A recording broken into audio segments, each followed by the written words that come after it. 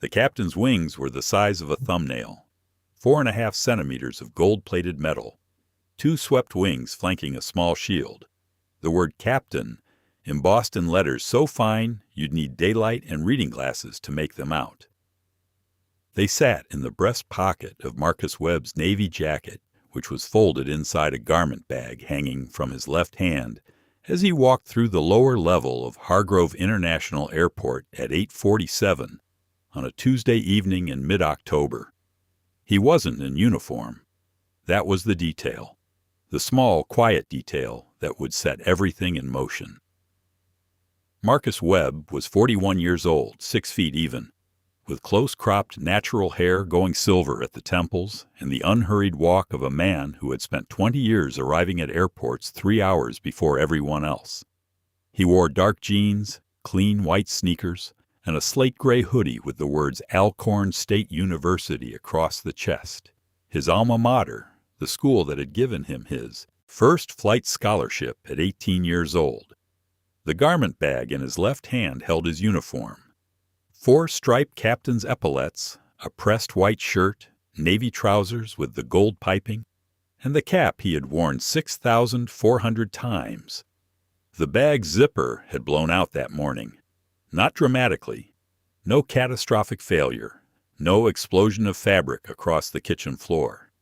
Just a slow, surrendering exhale of metal teeth as he'd zipped it closed after ironing. The zipper pull had come off in his fingers.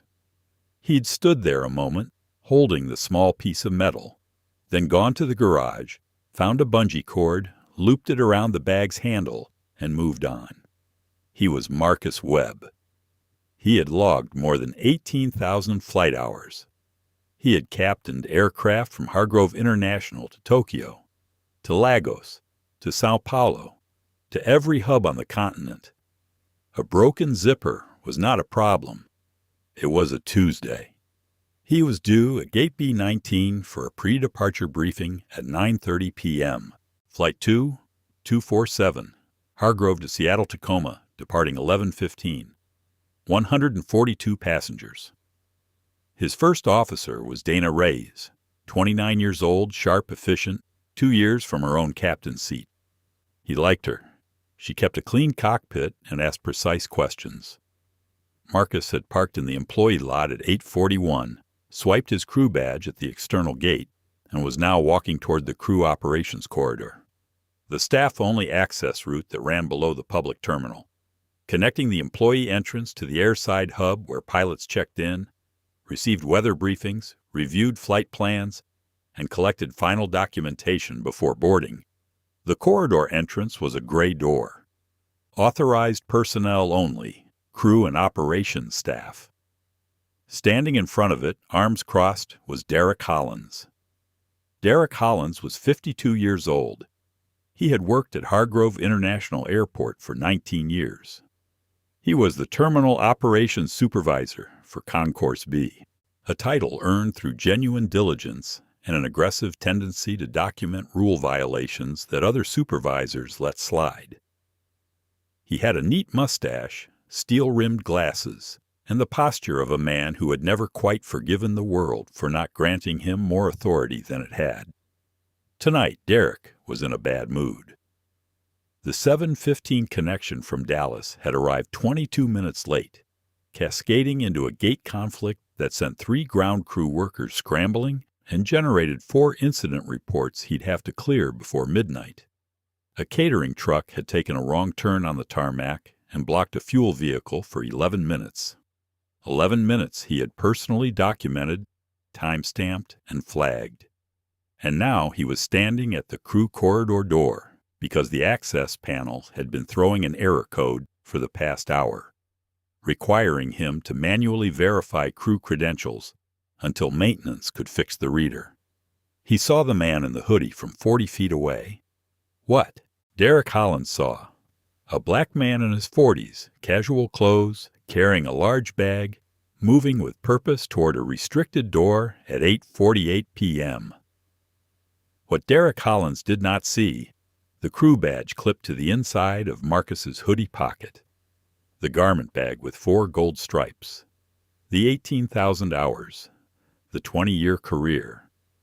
What Derek registered in the half-second before conscious thought engaged was a category, and the category triggered a response. "Can I help you?" Derek's voice landed somewhere between a question and a warning. Marcus had his crew badge out before Derek had finished speaking. He'd done this enough times to know how it went. He extended the badge, his official Transatlantic Airways crew identification, photo, employee number, role listed in clear black text, Captain, Flight Operations. Marcus Webb, Transatlantic Airways, Captain for Flight 2247, Crew Corridor Access. Derek took the badge. He looked at it. He looked at Marcus.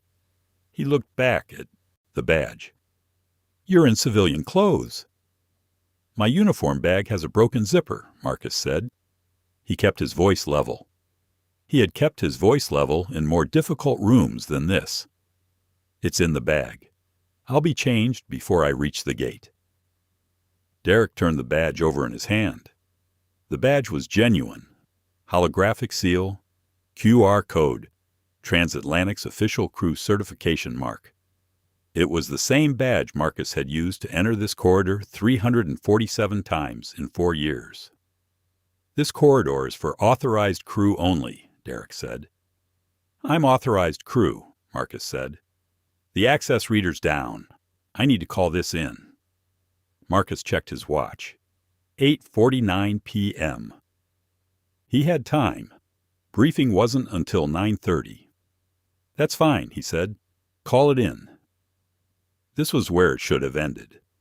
A single phone call to the Transatlantic Crew Operations Desk, 3 floors up, staffed around the clock, would have confirmed in 90 seconds that Captain Marcus Webb was on duty for flight 2247 and cleared for access to all crew and operations areas. Derek picked up his radio. He did not call the crew operations desk.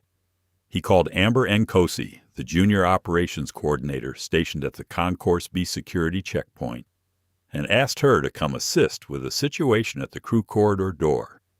Amber arrived in 4 minutes. She was 26, 6 months in the role, and Derek was her direct supervisor. She looked at Marcus. She looked at Derek. She looked at the badge. "His credentials are from Transatlantic," she said carefully. "The badge looks valid." "The reader's down," Derek said. "We can't verify electronically." "We can call the operations desk." "I'll handle the escalation," Derek said. "For now, this gentleman needs to wait in the public area while we confirm." Marcus looked at Amber. Amber looked at Marcus. Something passed between them. The quiet recognition of a shared calculation, the kind of math that certain people do automatically in spaces where authority has already decided the answer before anyone has asked the question. "I have a pre-departure briefing at 9:30, Marcus said, still even, still measured. "I am the pilot in command for Flight 2247.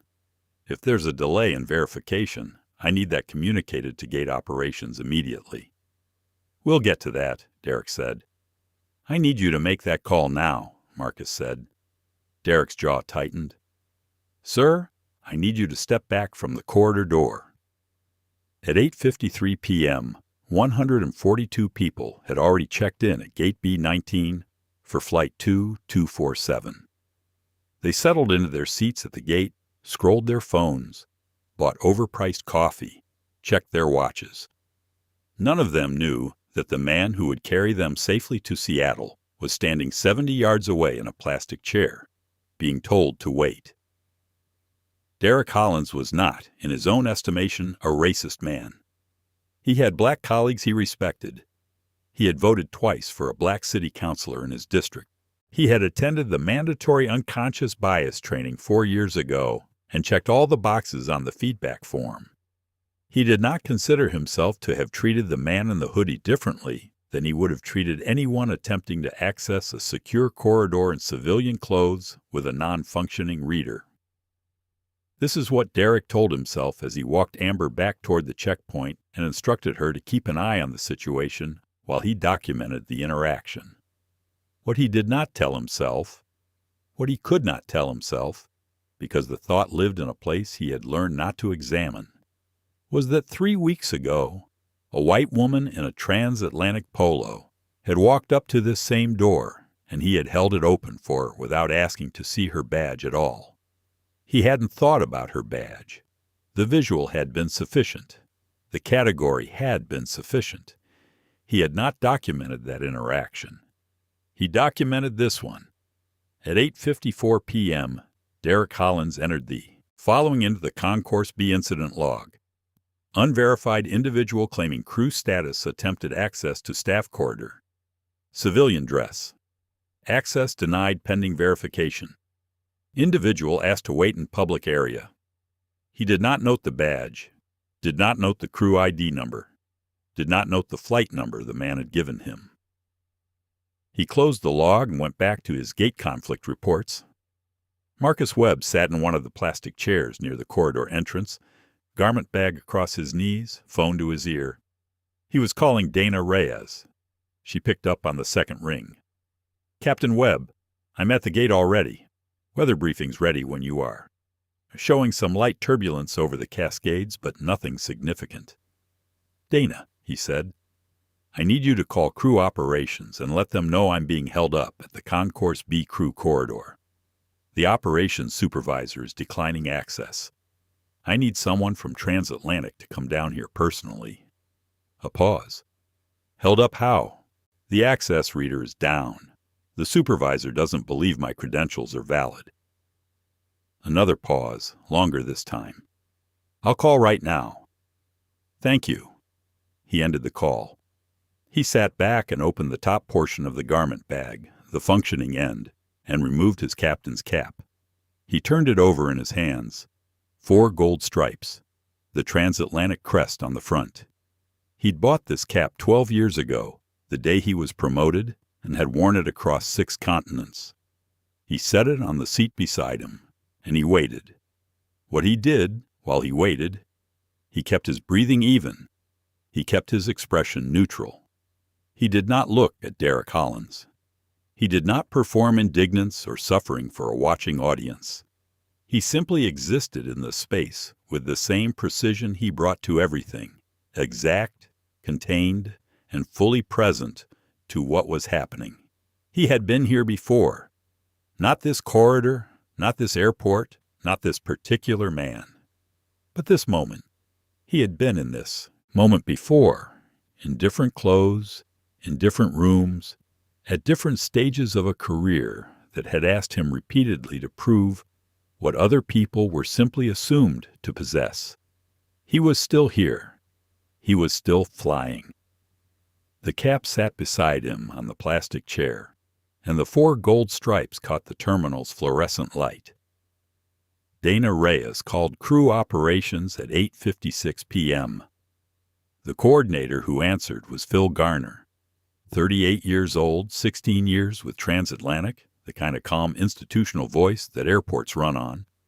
Phil pulled up Flight 2247 on his screen, confirmed Captain Webb's duty assignment, checked the badge activity log, and said, he swiped in at the external gate at 8:41.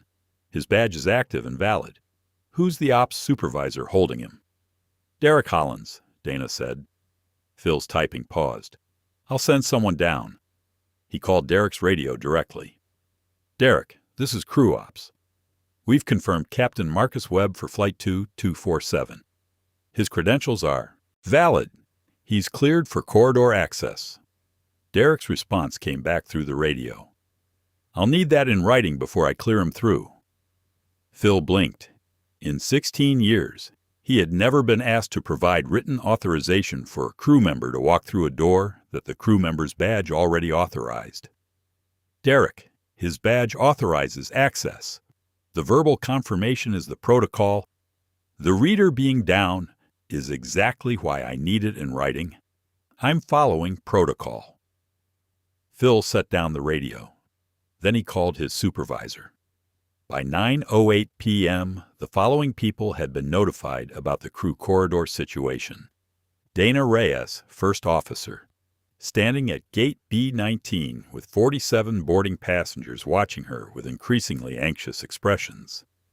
Phil Garner, Crew Operations, on his second escalating call. Supervisor of Operations Linda Marsh, Transatlantic's on-site duty manager, who had been halfway through a sandwich in the operations break room and was now putting on her jacket.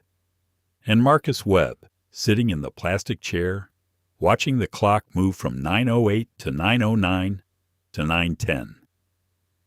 He had served 6 years in the Air Force Reserve before his commercial career.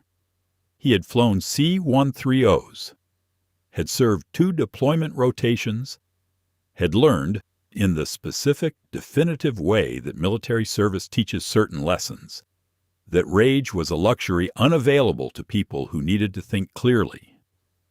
He was not a man who did not feel things. He felt this. Underneath the stillness, something moved that he had learned to contain the way a sealed cabin contains pressure at 38,000 feet. You could not see it from outside, but it was there. Linda Marsh arrived at the corridor entrance at 9:12 p.m. She was 55, gray-haired, and had worked in airline operations management for 28 years. She walked past the seating area without initially seeing Marcus, then turned when she saw Derek. Marcus raised one hand, briefly, and came back. She went to Derek first. "What's happening here?" "I'm following verification protocol," Derek said. "Readers down. Individual in civilian clothes presented crew credentials I was not able to electronically verify. I've been waiting on written confirmation from crew operations." Linda looked at him steadily. "Did Phil call you?" "He called, but did he verbally confirm the employee?" Derek shifted his weight. "He did." "The protocol for a reader malfunction, Derek, Section 7.3b, is verbal confirmation from the crew operations desk. That is the complete protocol. There is no written supplement." A silence stretched out long enough to be uncomfortable. Linda turned toward the plastic chairs. "Captain Webb?" Marcus stood. He picked up his cap and his garment bag and walked over. He extended his hand to Linda. She shook it. "I apologize for this delay, Captain," she said. "It should not have happened." "I need to get to my briefing," he said. She swiped her own badge and held the corridor door open. Marcus Webb walked through it. The door closed behind him. Derek Holland stood at the corridor entrance alone, with the particular stillness of a man who had not yet understood what he had done, but whose understanding was, whether he welcomed it or not, already on its way. Marcus changed in the crew locker room in 4 minutes flat, a skill built across 2 decades of tight turnarounds. He buttoned his white shirt, clipped his epaulettes, settled his cap, and looked at himself in the mirror for exactly 3 seconds. 4 gold stripes. He had earned the first pair at 29, his first officer rating coming through on a Thursday afternoon in a regional airline simulator in Memphis, Tennessee. His mother had cried. His father, a long-haul truck driver who had put in 16-hour days for 22 years to help pay for flight lessons, had gripped his hand and said nothing for a long time, which was his father's language, for everything that mattered. He had earned the captain's stripes at 33, the youngest black captain in Transatlantic's history at the time.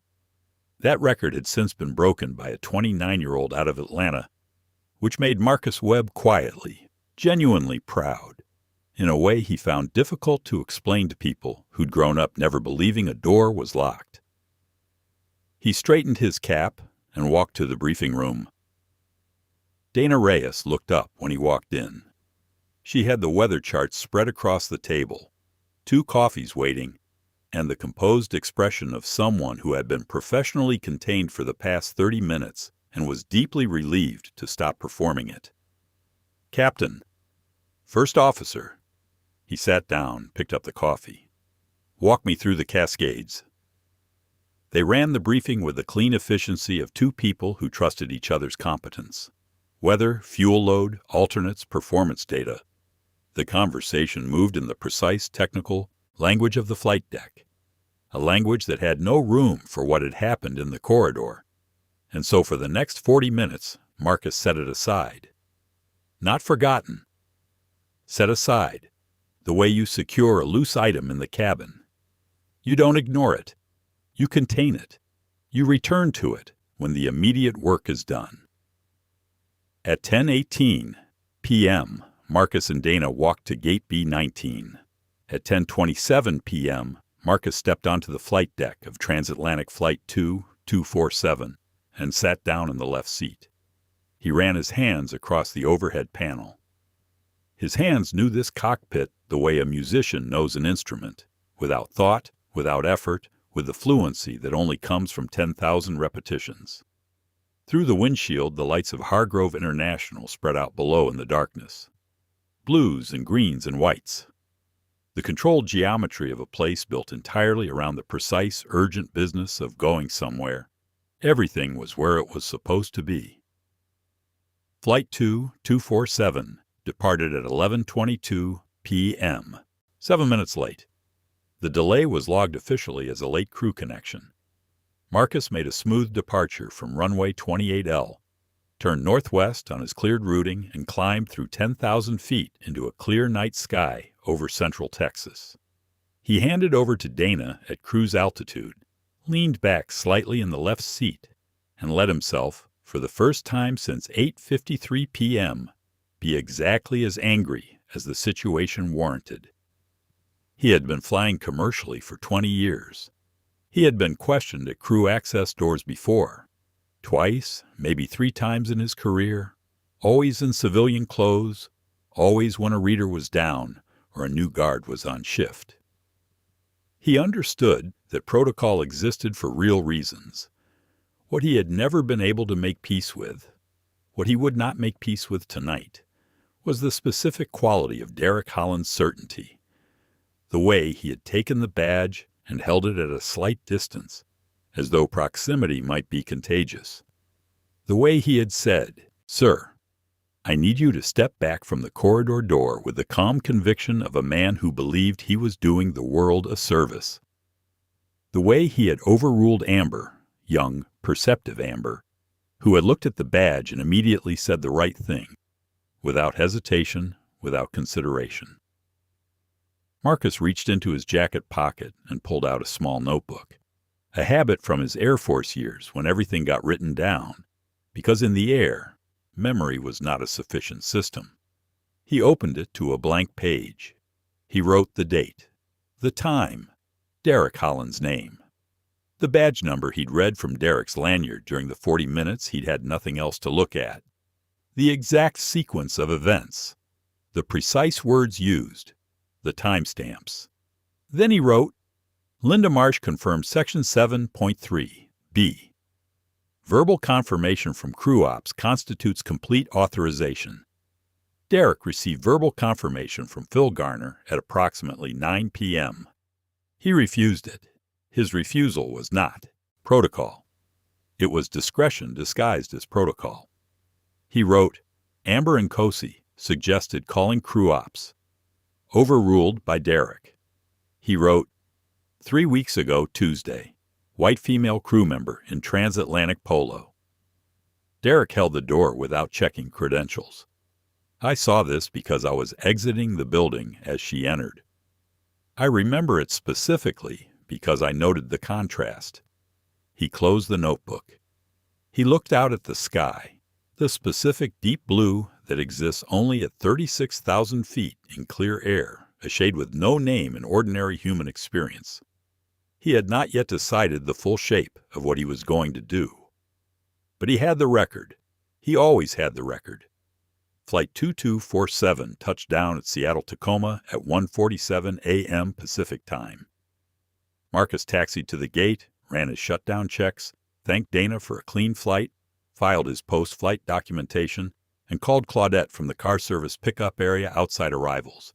She answered on the first ring, which meant she'd been awake. How was it? Flight was good, he said. I need to make some calls in the morning. A pause. After 21 years, she knew all his pauses. Did something happen at the airport? He told her everything, methodically, in sequence. the way he wrote things down. When he finished, she was quiet for a moment.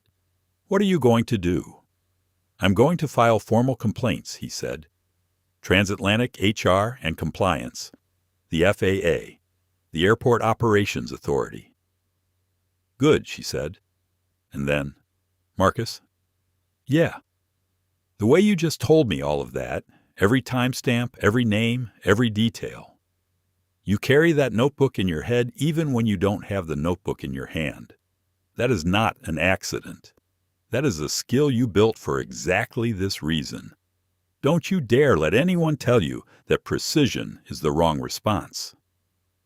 He sat with that for a moment on a curb outside a terminal at 2 a.m, with the particular exhaustion of a man who had flown an airplane across 3 time zones while holding something else entirely in a separate compartment. "Get some sleep," he said. "I'll call you tomorrow." Marcus Webb submitted his formal complaint Wednesday morning, sitting at a hotel desk in Seattle with his notebook open beside his laptop. The document ran to 9 pages. It laid out the incident in strict chronological order, cited Section 7.3b of the Airport Operations Handbook by name and subsection, documented the precise timeline of Derek's radio contact with Phil Garner, noted Amber's overruled recommendation, and concluded with a formal request for the airport security footage from the Concourse B corridor for the 8:47 to 9:12 p.m. window on October 14th. He sent it simultaneously to 3 recipients: Transatlantic Airways, Human Resources, and Compliance. Director Robert Adeyemi. The FAA Security and Operations Division logged as a crew access interference incident under the agency's Crew Obstruction Reporting Protocol. The Hargrove International Airport Operations Authority. Director Patricia Okonkwo. He copied his union delegate, Captains Association representative Sylvia Tran. Then he closed his laptop, ordered room service, and slept for 5 hours. The security footage was already moving before he woke up. Phil Garner, who had his own instincts about these things, had pulled the corridor camera footage beginning at 8:40 p.m. before Marcus had filed a single word of complaint. He had watched it twice. He sent a copy to Linda Marsh.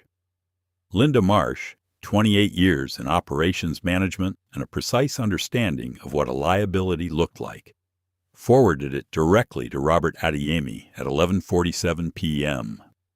Tuesday night with the subject line, "Urgent. Crew access incident.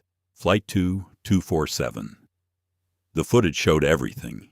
It showed Marcus arriving at the door, badge already in hand. It showed Derek taking the badge, examining it, and setting it on the desk rather than scanning it.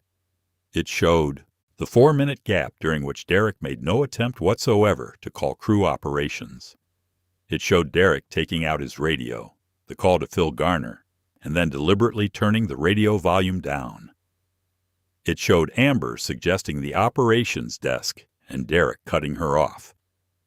It showed Marcus sitting in the plastic chair, motionless, captain's cap beside him, like a quiet, patient argument. And at the 14-minute, 22-second mark, the camera caught something else.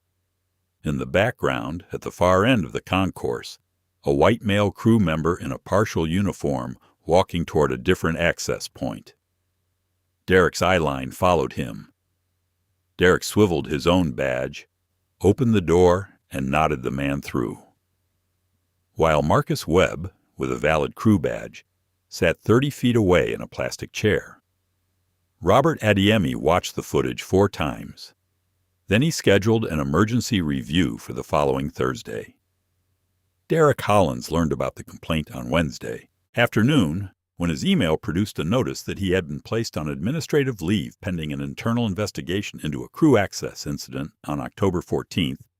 He read it twice. He called his supervisor, Gerald Watkins. "Gerald, I followed protocol." Gerald's voice was careful, measured. "Derek, the protocol for a reader malfunction is verbal confirmation from crew ops. Phil Garner called you and verbally confirmed the employee. The reader being down means I have to apply more scrutiny. Derek," Gerald stopped him. "They have the footage."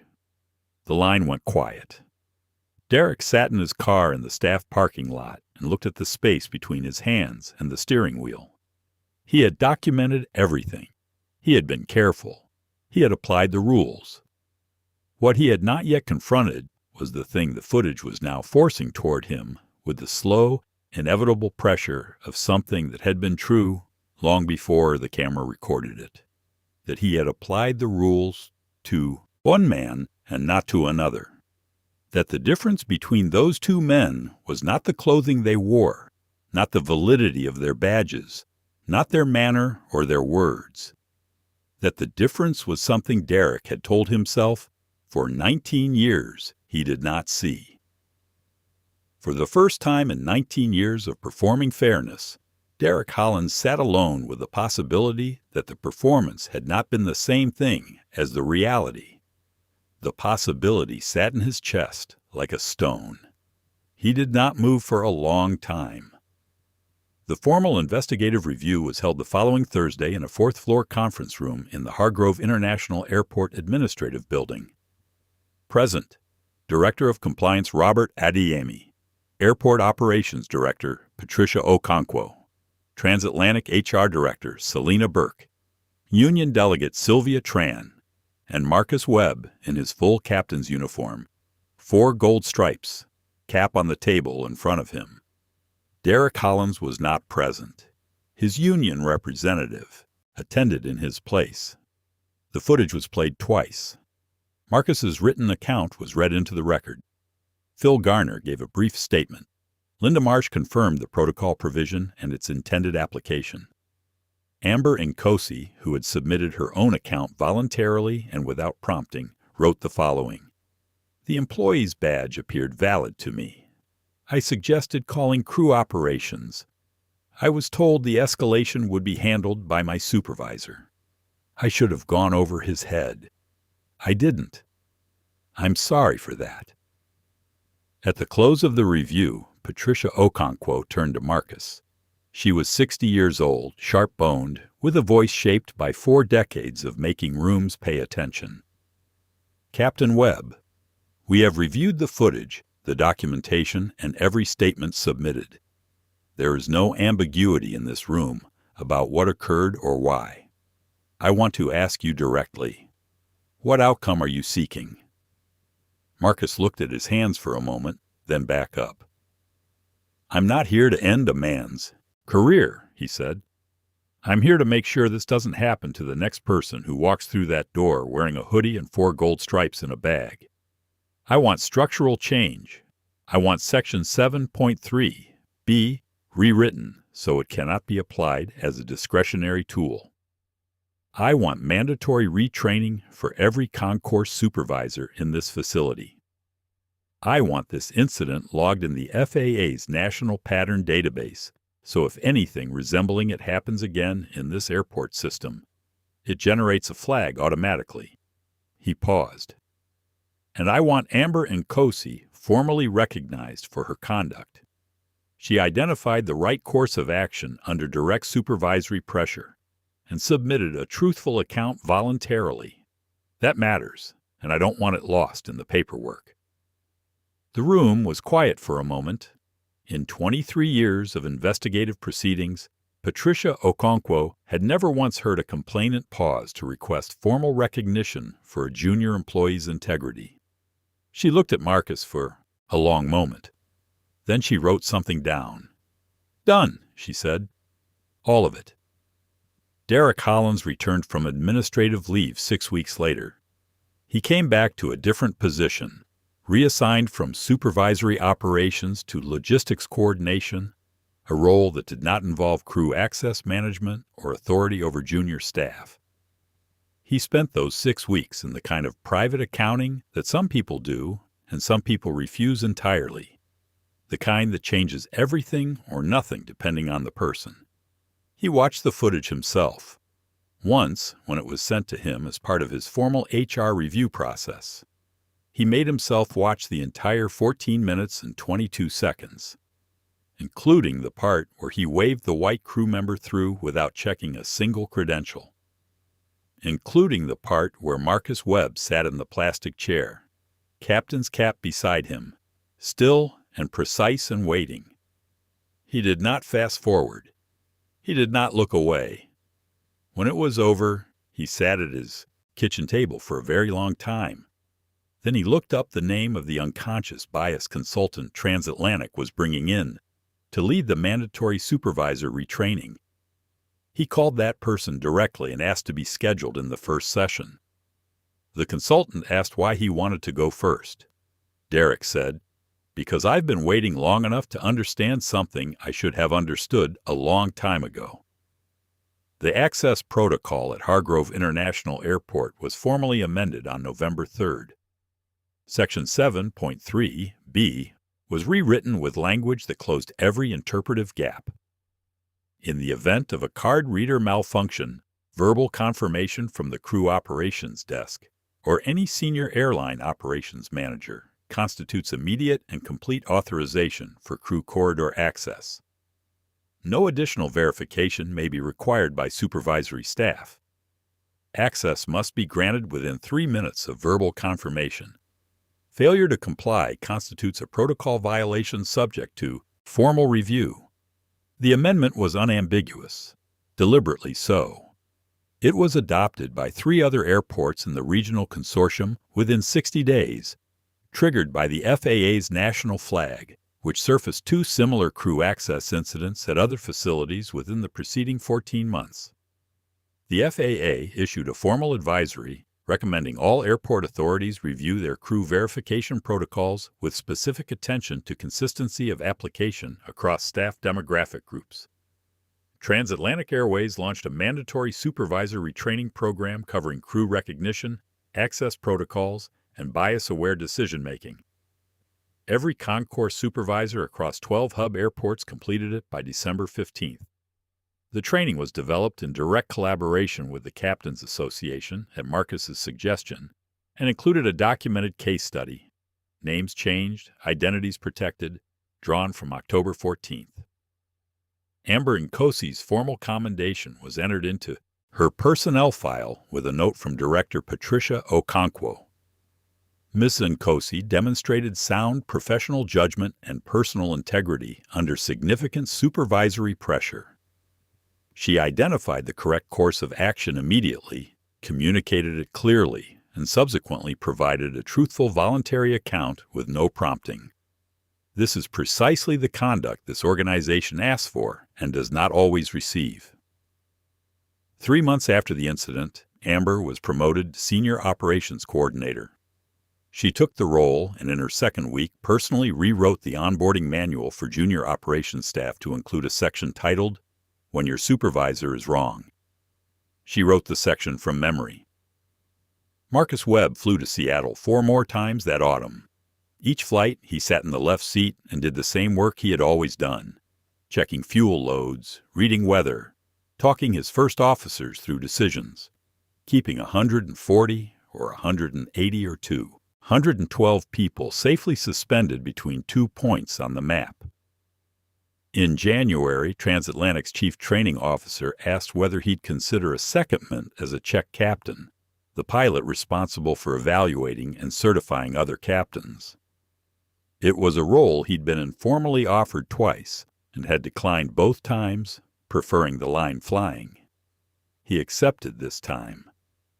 His first qualification candidate was a 27-year-old black woman from Atlanta named Jasmine Osei.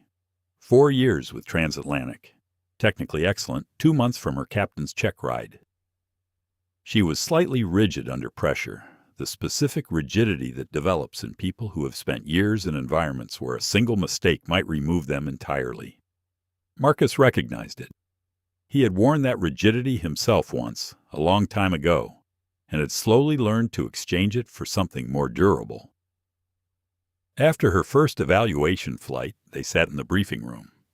He told her all things. The first was about her instrument scan, which needed to widen.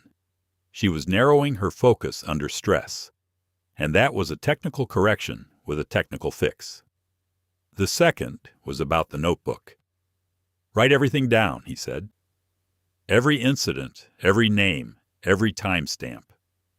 Not because you expect to need it, not because you're preparing for a fight, because the act of writing it, the precision of it, keeps you exact. You don't drift into rage. You don't drift into despair. You stay in the evidence. And when the moment comes that you need the record, you have it, because the moment will come. Jasmine looked at him across the briefing table. Has it come for you? Once, he said. In civilian clothes, at a crew access door, at 8:47 p.m. on a Tuesday in October. She was quiet for a moment. What did you do? Marcus Webb looked at the 4 gold stripes on his sleeve for a moment, then back at her. I sat down, he said. I waited. I documented. And then flew the airplane. On a Thursday afternoon in late March, Marcus Webb walked into Terminal B at Hargrove International Airport carrying a garment bag. Bag, new zipper, fully functional. He swiped his crew badge at the access reader. The reader worked perfectly. The light turned green. The door opened. He walked through. The corridor was quiet beneath his feet. The overhead lights hummed the same hum they always had. He changed in the crew locker room, straightened his cap in the mirror, and walked upstairs to collect his briefing packet. He drank his coffee at the crew operations desk, said hello to Phil Garner, who nodded in the way of people who share a particular piece of history. He walked to Gate B-19. His first officer tonight was a man named James Oluyomi, 32 years old, first year with Transatlantic, steady hands, and an excellent instinct for communication. James was already at the briefing table when Marcus arrived, charts spread across it, 1 coffee, waiting on Marcus's side. Captain Webb, good evening. Good evening. Marcus sat, picked up the coffee. Where are we going tonight? James smiled. Seattle. I know this route. Marcus smiled back briefly. Walk me through it, James began. And Marcus Webb listened. And outside the window, the airport moved in its constant, purposeful motion. Gates opening, planes pushing back, the lights of the city beginning to surface in the cooling evening air. On the tarmac, ground crews moved between aircraft with the fluid precision of a system built on 10,000 small competencies, each one invisible until it wasn't. And on a runway painted with the geometry of absolutes, everything was exactly where it was supposed to be. Justice tales. Every door that stays closed becomes the story of who refused to stop knocking. And every record that gets written down is a map of the truth, waiting for the moment someone finally looks.